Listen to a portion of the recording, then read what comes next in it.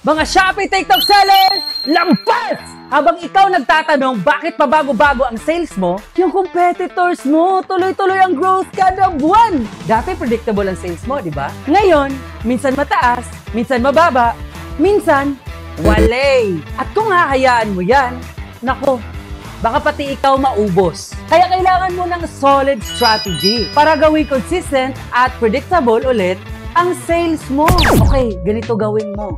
I-optimize mo ang product listing mo. Mag-participate ka sa mga campaign. Lagyan din natin ng strategy ang ads mo. At dapat, marunong ka rin magbasa ng data mo. Yan ang ginagawa namin sa mga partners namin dito sa Ecom Accelerator. Dati, roller coasters ang sales nila. Ngayon, steady na at palaki ng palaki. Message mo na kami dito sa Ecom Accelerator para sa free store assessment. Habang busy ka mag-isip kung paano, for sure, dito mag-grow ka.